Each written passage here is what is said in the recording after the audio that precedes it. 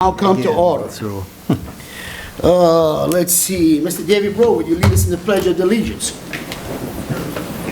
I pledge allegiance to the flag of the United States of America and to the republic for which it stands, one nation, under God, indivisible, with liberty and justice for all. Would everyone please be reminded to turn down your cell phones or turn them off and put them on vibrate? Thank you. Next, we have roll call. Seat A, Chucky Sheremy. Here.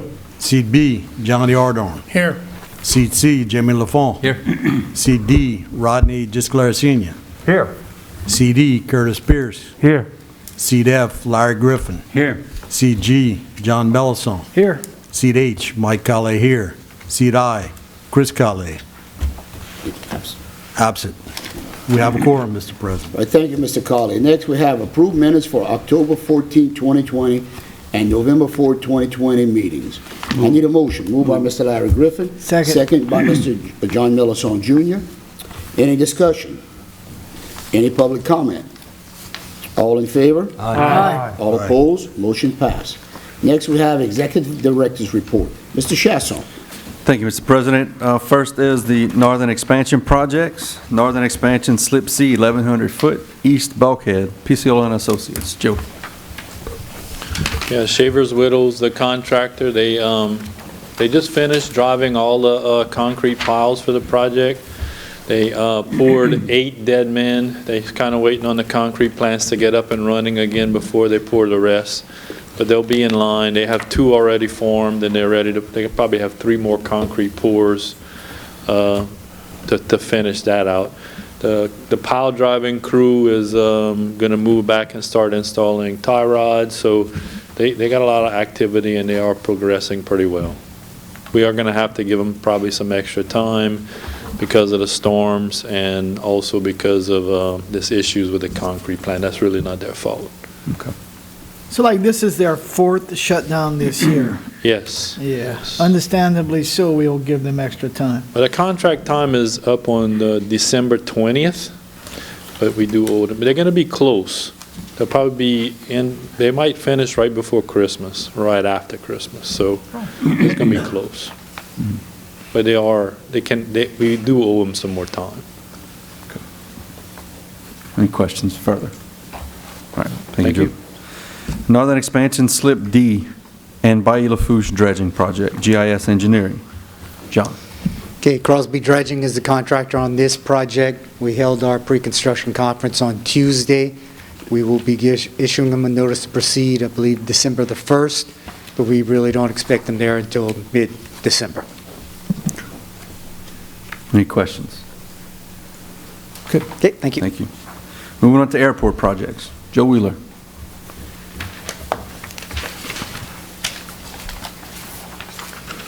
So operations for the airport for the month of October, we had 2,056 operations, 7,954 passengers, and 12,625 cars.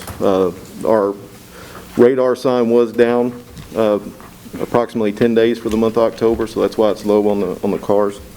And we're turning more back to normal operation numbers, it seems. So, do you have any questions?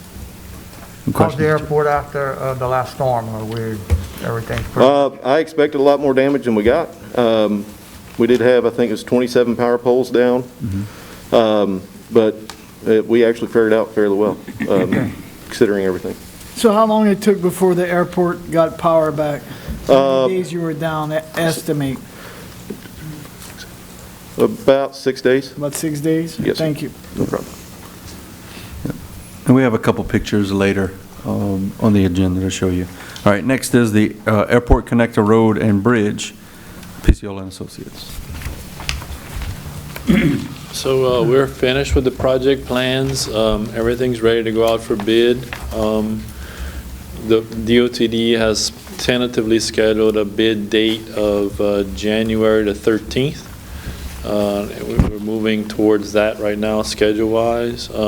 Permitting-wise, I did hear back from the Coast Guard. That's the only outstanding permit we have. And he should be in line to issue his permit sometime towards the end of next week is what he said in the email. Okay. Good deal. I mean, right-of-ways wise, we're working with Bryce to try to get right-of-ways. Yep. So Bryce, you want to update on And that? as we discussed on Monday night, later on in the agenda today, I have asking y'all for approval to make offers on the remaining tracts that we have not yet made offers on.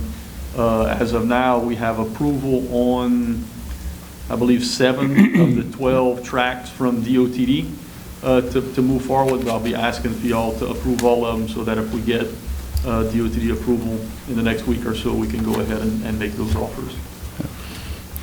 And as you did last week, we submitted to Mr. Henry Lafourche the final offer for the Martin property, and we have not heard back yet on that front. Any other questions on that project? Okay, thank you. Okay, other projects, the Tidal Creek Bridge and Culvert improvements. Yeah, the contractor is Lowland Construction. All the contract documents are complete. We had a pre-construction meeting with them on Tuesday afternoon. We're going to issue the formal notice to proceed the Monday after Thanksgiving, which is November 30th. They're getting their submittals together and submitting us documentation for the piles, the bridge, and all the components of the project as we go. So it is progressing. Okay. Any questions on that? Thank you, Joe. The front commercial marina boat shed and lift, GIS engineering. We took bids on this project last Thursday. The low bidder was Picciola Construction in the amount of $118,000. We are recommending that y'all approve that bid, and it's on y'all agenda for later in the meeting. Okay. Any questions on that? Okay, thank you. Okay. Thank you, John. Okay, I have an update on Hurricane Zeta. We've gone through some of these pictures and discussed the damages that we saw and some of the repairs that have already been made, but the general public hadn't seen it yet, so we wanted to show them that. So we'll go ahead and go through these slides. So you can see we had, I believe the last count was over 100 power poles that were damaged in and around the port area, from what I understand, in terms of that number from Entergy. And you could see it for sure if you went down to the port.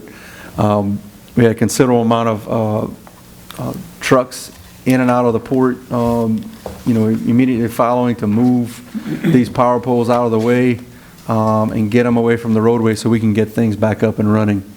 You can see again, front marina boats. Now the majority of these vessels have been moved off of where they were displaced to, and we have that ordinance that says if you have an unmanned vessel, it's supposed to leave the port if you want to leave it unmanned. There cannot be any unmanned vessels in the port. Well, some of those, especially those trawl vessels, those shrimping vessels, were unmanned. So those folks did receive citations for leaving those vessels unmanned in the port. And the reason why we do that is because we don't want to see what we saw after the storm. And we put that ordinance in after, I believe in 2009, after Gustav had caused this same sort of issue, a little to a much more extent than this, but again, it caused damages to the marina.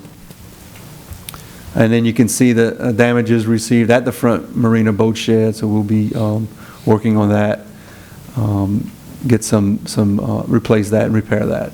And then at the operations warehouse, you see the main issue we had was the 2 garage doors took damage there.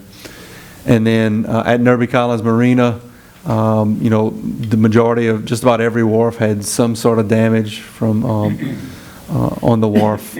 So we're repairing the ones we can and getting estimates on what wharves need more repair on that as well.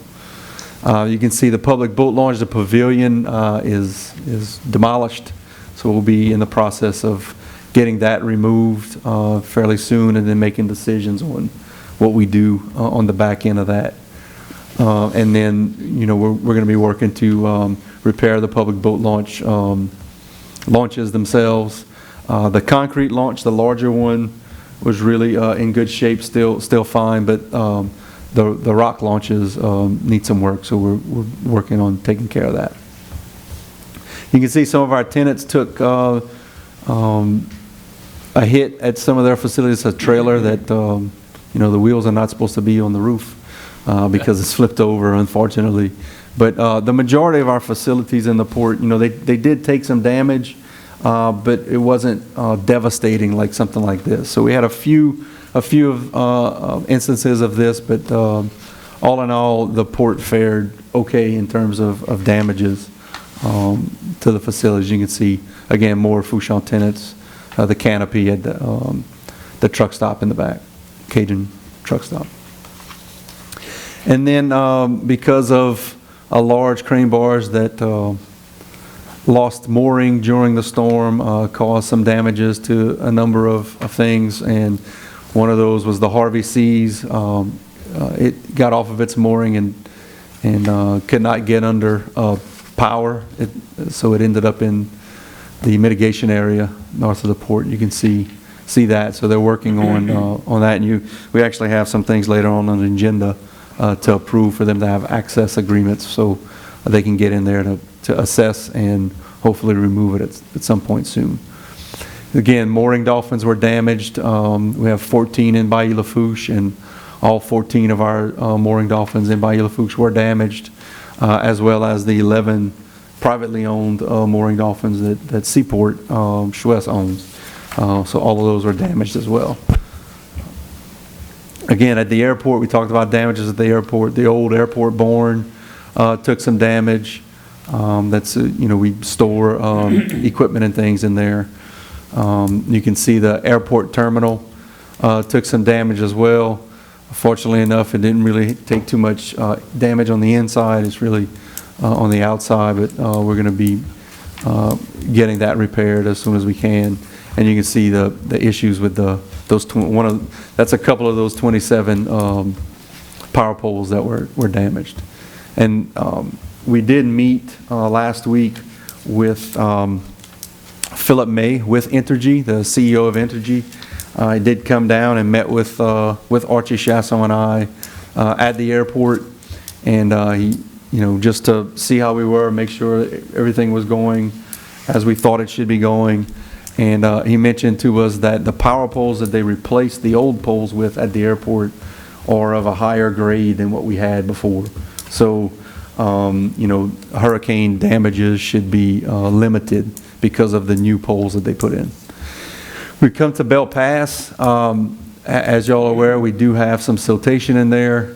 We did, both the Corps and the Port Commission had survey data taken during that period of time. We do have, by Coast Guard restrictions of a 20-foot draft, we have about between 22 and 21 and a half feet of draft in Bell Pass as we speak. But as you're all aware, last week we approved to an MOA with the Corps of Engineers, and we're going to partner with them to fund a emergency dredging project, and that we understand that hopefully by the end of next week that dredge will be in Bell Pass, beginning the process of getting that siltation out of there. Again, the jetties, both the west jetty and the east jetty, on the ends of the jetty took some damage. And then on the west jetty, on the back side of the jetty in Bell Pass, had some washout on the back side. So we're actually working, and there's the east jetty. So the west jetty, you can see on the back side, on the right side of that picture, you can see where some of the washout took place, and the lower back end of that jetty took some damage, so we're working with the Corps on that. But you can see on the back side of the east jetty, from the extension that was done just last year, it served its purpose. So that's what we're trying to get on the west jetty as well. We're actually working through the parish, through the state, to potentially get an emergency project done to get some rock to come in and protect us from any winter storms or any other storms that may come during the rest of this hurricane season, to come and put some more rock on the back end so we don't have the same issue we had this last storm for Zeta. Again, you can see the end of the jetty. So Fourchon Beach obviously took a hit, and one of the reasons why the governor came in last Friday was to see the damages in Lafourche and Port Fourchon, and then to talk about maybe working with CPRA to have some solutions for that beachhead to continue to provide the protection that it's provided over the years. So you can see the Geotube project, that's what it looked like when we built it, and this is basically all of the sand came off on the top, a lot of material on the front side of the beach is gone. But the Geotube has served its purpose over the years. We just need to get some repairs and some work done so we can further enhance the protection for Port Fourchon and Fourchon Island on the back end. You can see some cut throughs there. You can see some of those damages kind of run through this. Loss of material. That's the eastern edge of the Geotube project. Between those rocks and the other part of the Geotube, there actually used to be Geotube there, so it's pretty much gone. So the eastern section of the Geotube project is really what has been taking the brunt of all of these storms. But I guess, fortunately enough, Entergy has been, and their contractors have been in the port and in this community down here, getting things back up and running, working very hard to get power restored. And with that, there were some navigation lights and equipment that took a hit during the storm. The Coast Guard really came in. This is the quickest I've seen them react, quite honestly. And they got things back up in terms of nav aids in Belle Pass and around the port fairly quickly. And they were here earlier this week fixing the rear range light, which is the one in Bayou Lafourche. They were getting at least the platform repaired. The tower's not going to be put on until maybe another month from now when they come back to finish it.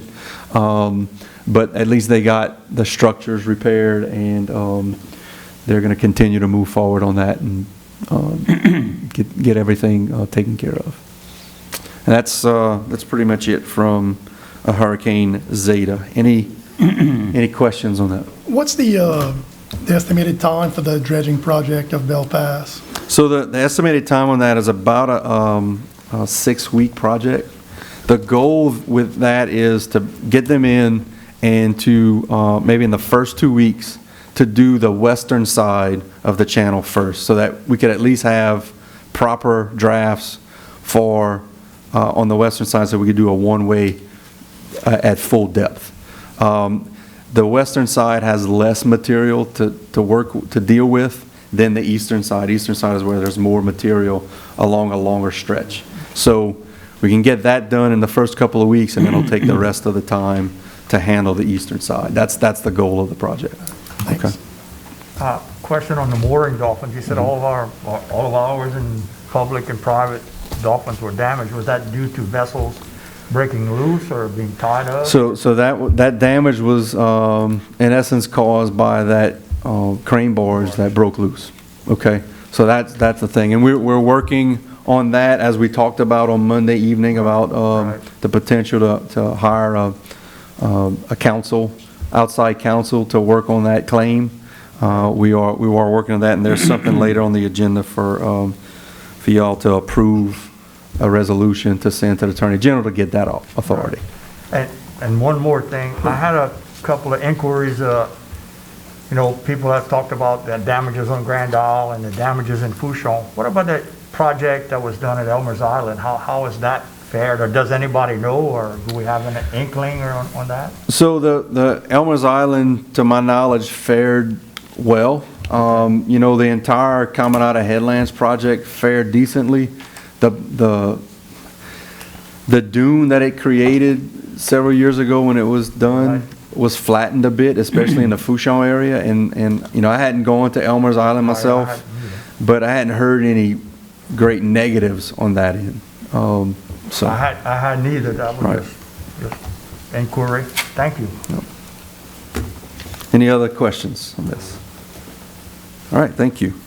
Next, we have an update from the LA1 Coalition. Henri.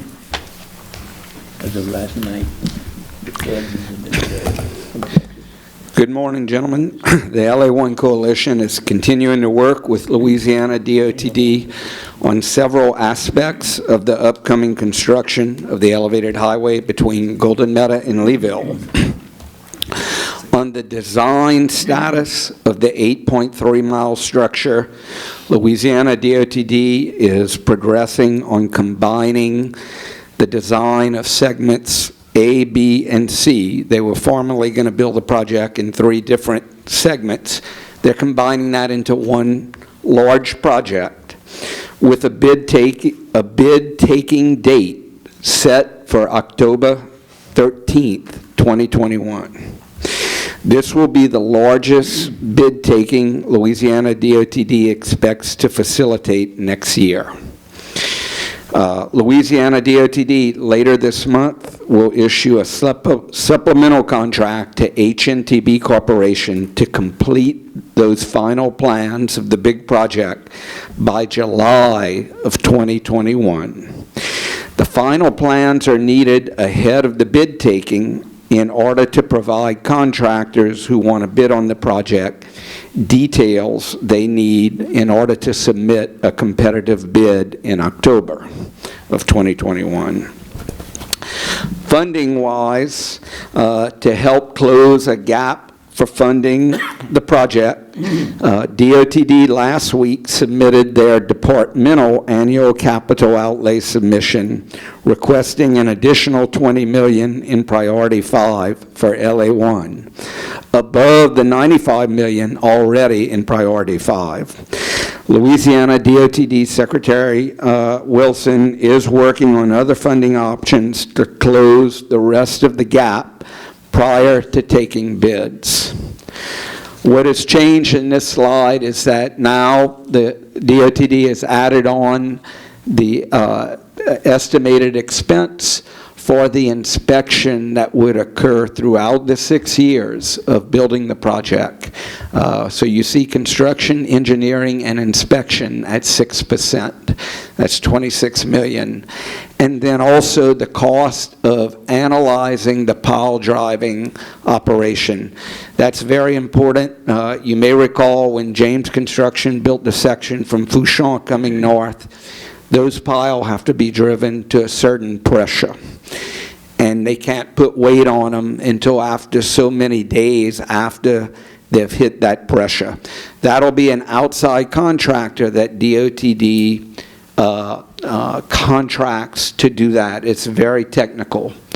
But that's now in the cost as well. So, you know, they're trying to make sure they have everything included so they know what they need to come up with, the state, in the final dollar amount. On the separate pile relocation project, which is the next slide, Marquis Resources of Lafayette, the owner and operator of the pipelines, was advised 2 weeks ago of their compensable interest determination. This document from DOTD's legal section is what establishes that Marquis has compensability and that some or all of their relocation costs is applicable for reimbursement. So basically the state has to pay them to relocate their pipelines because their pipelines were there first, and the state's coming in to build a highway, so the state has to compensate them to move whatever has to be moved to make it safe. Marquis last week submitted their preliminary design drawings on the deepening and relocation work for DOTD to approve. Final design of the pipeline work will be provided to Louisiana DOTD in the coming weeks, and work should begin on the pipeline's relocation and deepening in the first quarter of 2021. We want all that work to be done before they bid the project to the bridge contractors, so that the bridge contractors know that the pipelines are deepened and that won't be a liability to them. They just got to make sure they put the pilings exactly where DOTD says to offset from the pipelines. Additionally, the coalition is working with 16 companies that provided match commitments to update their commitment letters with the expected date of December 31st, 2021 for the construction contract's execution. I anticipate the majority of these companies wanting to funnel their industry match funds through the LA1 coalition so they do not have to enter a formal cooperative endeavor agreement with the state itself. It's easier for them to enter an agreement with a nonprofit than with a state agency. So any questions on all of that? Yes, Mr. Larry. Do they have any soil borings yet, or? Yeah, they did that a couple of years ago. Okay. So they have an idea of how deep the piling have to go to hit the sand layers that are really hard and give them the pressure. So, you know, the pilings are going to vary throughout the 8 miles. Some will be deeper than others depending on where those sand layers were identified. Thank you. So I have a question. Yes. October 21, 21, however it goes. Yep. So they're going to be submitting bids or doing... DOTB will be receiving bids on October 13th, 2021. So pre-construction bidding will be done prior, like sometime in July or however that goes? Well, they'll issue a set of the construction plans to companies that want to bid on it, and they're already having calls. Okay. So, you know, it'll be big companies that'll say, hey, we need your plans in order for us to put together a competitive bid. They'll give those plans out. Their hope is at the end of July. And then the companies will have a few months to put together their bids. When the bids come in and the low bidder is identified on October 13th, then DOTD will tell the low bidder, go out for your required bonding paperwork that will cover the cost of the project. If it's $445 million, that company has to go out and get their bonding paperwork. They have to bring that back to the state by December, and DOTD has to sign the construction contract by December 31st of next year because they committed to that in the infra grant. So that's what's kind of driving all these dates. And that impacts us in terms of, one, the mitigation that we agreed to a long time ago to do the mitigation for the project. That's why they're saying we need to have it done prior to October.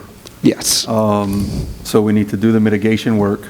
And then the other thing is, in terms of our cost share that we committed, so I think our agreement, if I'm not mistaken, says contract and notice to proceed. Once notice to proceed is given, then we would transfer the first $5 million. Correct.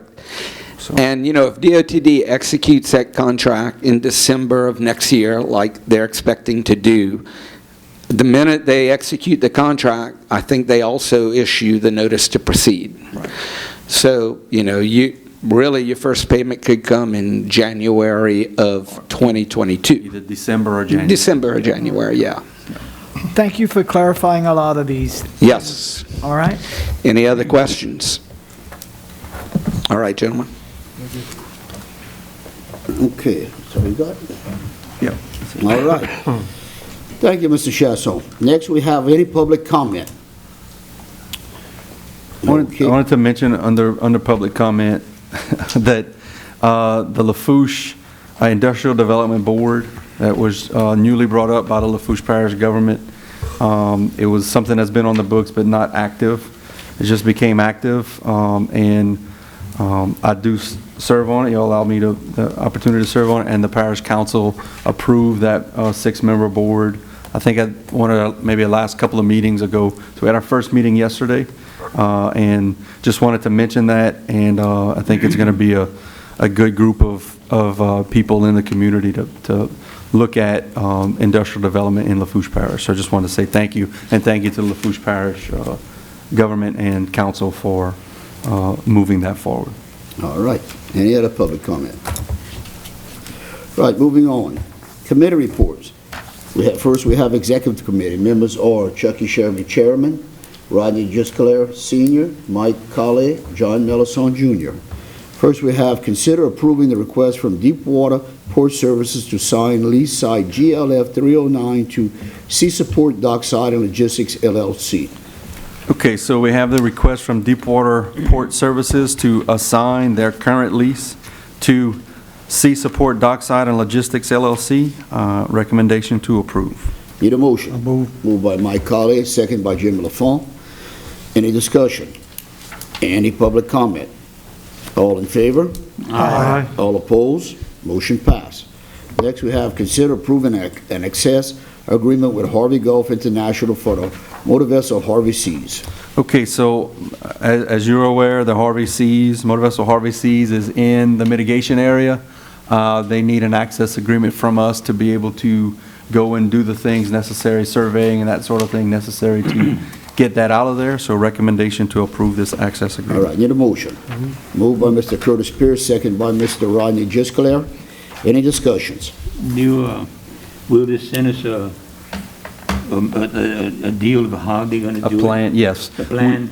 Yeah. Bryce has spoken to them, if you want to comment on that. Right, so this is just for them to get in and investigate, to put together a plan on how they want to remove the vessel, at which point we would come back again before the board and get that approved. So this is just to do like some preliminary surveying and investigation as to how they're going to plan to get the vessel out. Okay, they won't do anything before we approve it? Correct, Their plan? correct. Okay, That's thank you.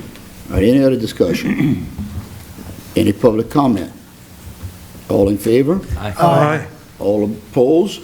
Motion passed. Next, we have considered adopting a resolution requesting approval from Attorney General to hire an attorney to assist in collection of Lafourche mooring Dolphins damages. Okay, so as we spoke about on Monday evening and in the damages from Hurricane Zeta, you know, our mooring Dolphins in Lafourche, 14 of them were damaged because of that vessel crane bars that broke loose. And it's a pretty significant claim that we have, so we really need some assistance from outside counsel. Bryce, any comments on that? No, just like we discussed on Monday night, we had an initial inspection of the barge last Friday, and there were upwards of 30 different, marine surveyors and attorneys that were in attendance. So there's a high likelihood that this could result in some federal litigation with a lot of parties. So in the past, we've had history with attorneys from Frio LLC on several matters that involve maritime issues. We have a good working relationship with them, and that's how I would request that y'all give us authority to get approval to hire. Okay. Move. All right, moved by John Mellison Jr. Second. Second by Larry Griffin. Any discussion? Any public comment? All in favor? Aye. All opposed? Motion passed. Okay. On the executive committee, if it would take a unanimous approval from the board to add an item on the agenda. We did, since Monday, receive word back from both Bollinger for their 4 leases and Guidry Brothers, Harvey Gulf for their 2 leases in the port for the deferral plan. They wanted the 1-year deferral plan, the same as we did for the Schwest and GIS companies. So our request from administration is to add it to the agenda. So that would take a full board approval to do so. Okay, I need a motion. Move. Johnny Ordon. Okay. Second by John Mellison Jr. That's for a vote, right? Yes. Okay, any discussion? Any public comment? All in favor? Aye. All opposed? Motion passed. Okay, so now that it's on the agenda, We need a vote. we need a vote. So it's the same thing that we just talked about, same deferrals that we offered to the other companies that requested some assistance. So it's a recommendation to approve that. Okay, I need a motion. Moved by Mr. Rodney R. Gisclair, second by Mr. Larry Griffin. Any discussion? Any public comment? All in favor? Aye. All opposed? Motion passed. Anything else, Mr. Director? That's all I have. Thank you. All right. Next, we're getting out executive committee, going to permits and waterways. Members are Curtis Pierce, Chairman, Jim Lafont, Johnny Ardone, and Chucky Sherman. Mr. Pierce. Thank you, Mr. President. We have 2 permits. First, Columbia Gulf Transmission LLC. Columbia Gulf application proposes the authority necessary to construct, own, and operate the East Lateral Express project. 2 compressor stations with one Centerville in St. Mary's Parish, Louisiana, and the other in Golden Meadow, Lafourche Parish. Next one is Fort Apache Energy. Proposed drill of 2 wells and construction of ring levee with gravel access pad. Approximately 345 cubic yards of native material will be hauled and placed on site to construct the ring levee, and 110 cubic yards of crushed stone or gravel will be hauled in and placed on the site construction access road. Approximately 4,000 acres of upland habitat may be impacted as a result of this proposal. And this concludes the report for this committee. Thank you, Mr. Pierce. Next, we getting out of permits and waterways, going to Construction and Development Committee. Members are Larry Griffin, Chairman, Chris Colley, Jim Lafon, and Chucky Sherry. Mr. Griffin. Thank you, Mr. President. First is consider adopting the DOTD resolution to advertise slip C 1,500-foot sweep dredging project. Okay, as we do for all of our port priority projects, every phase of the project, we have to have a resolution and get authority to advertise, so recommendation to approve. Need a motion. Moved by Mr. Griffin, seconded by Johnny Ardorn. Any discussion? Any public comment? All in favor? Aye. All opposed? Motion passed. Next is consider approving offer of just compensation for partials needed for airport connector, road and bridge project. As you're aware, we've been discussing this for a long period of time. We have, outside of the Martin property, we have several other properties that are involved with the project, and we have offers put together on all of the properties needed for the project. And this would be offers not to exceed $400,000. Recommendation to approve. Okay, need a motion. Moved by Mr. Mike Colley, seconded by Curtis Pierce. Any discussion? Any public comment? All in favor? Aye. All opposed? Motion passed. Next is consider approving the lowest responsive bid for the front Marina boat shed lift project. Okay, so as was stated before, Picciola Construction Company was the lowest responsive bidder at $118,000 for this project. Recommendation to approve. Right. Need a motion. Moved by Mr. Rodney Gisclair Sr., seconded by Jimmy Lafont. Any discussion? Any public comment? All in favor? Aye. All opposed? Motion passed. That concludes my report, Mr. President. Thank you, Mr. Griffin. Appreciate it. Next, we have going to Finance Committee. Members are John Melisone, Jr., Chairman, Rodney Gisclair Sr., Mike Colley, and Chucky Sherman. Mr. Melisone, you're up. Good morning and thank you, Mr. President. We'll begin by consider approving the payment of the October 2020 invoices and recognizing those over $10,000. And we'll begin with item 1, U.S. Army Corps of Engineers, $1,200,000. That is for the Bell Pass Emergency Dredge Contributed Funds Agreement. Item 2, Shaver's Widow Construction, $351,890.13. And that is for Slip C Phase 3 Bulkhead Part 1. Item 3, GIS Engineering, $111,723.44.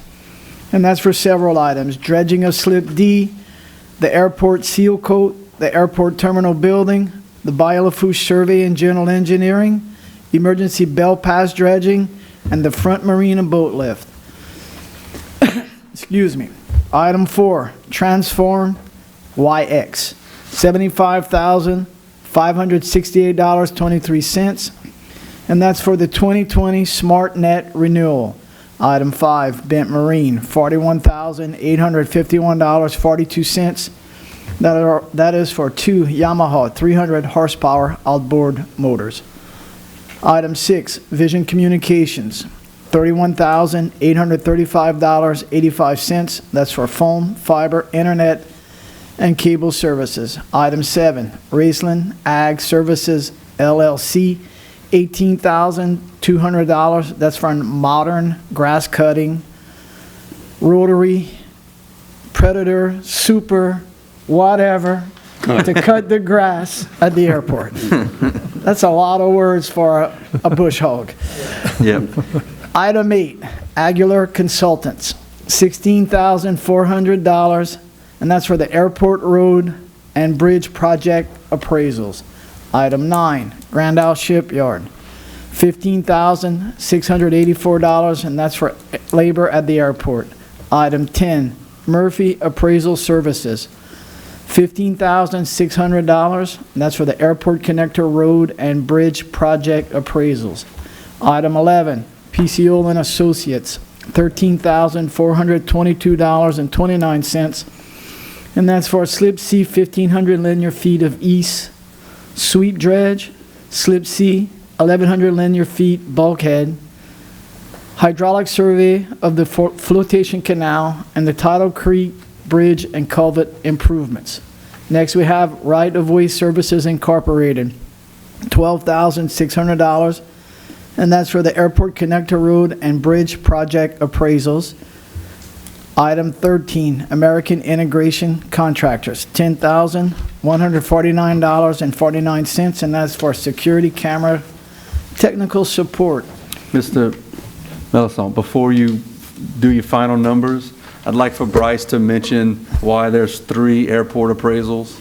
Just go ahead and explain that. Right, so Aguilar Consultants and Murphy Appraisal Services were our 2 appraisers, independent appraisers that are required by DOTD for the 11 parcels, not Mr. Martin's parcel, okay? Okay. And then DOTD also requires a review appraiser to look at the 2 appraisal reports, make sure everything's in order, and make a recommendation of one to DOTD. That's Right-of-Way Services Incorporated. So each of these were for 11 appraisal reports each. So I know it's some significant numbers, but they put in a lot of work on these. So. Well, thank you so much for clarifying that. Any questions for Mr. O'Toole on that? Well, the announced expenditures and the rest bring us to a total of $2,568,108.89, and I'd like to make a motion we accept these expenditures. Okay, I got a motion by Mr. John Melisson, seconded by Mr. Rodney Jusclair Sr. Any discussion? Any public comment? All in favor? Aye. All opposed? Motion passed. Next, as discussed in Monday night committee meetings, if we can consider approving the October 2020 unaudited financial statements. Mr. President, I'd like to make a motion we accept these. Second. I got a second. I got a motion by John Melisson, seconded by Mike Colley. Any discussion? Any public comment? All in favor? Aye. All opposed? Motion passed. Mr. President, this concludes the financial report. All right, thank you, Mr. Melisson. Any other business? Any public comment? Got a motion by Mr. Jimmy Lafont to adjourn, seconded by Mr. Johnny Ordorn. Any discussion? Any public comment? All in favor? Aye. All opposed? Motion passed. All right, I'd like to thank everyone for coming to the port meeting. Please come back next time, and everyone have a good week and enjoy your time, and happy everyone's safe from the hurricane. Meeting adjourned.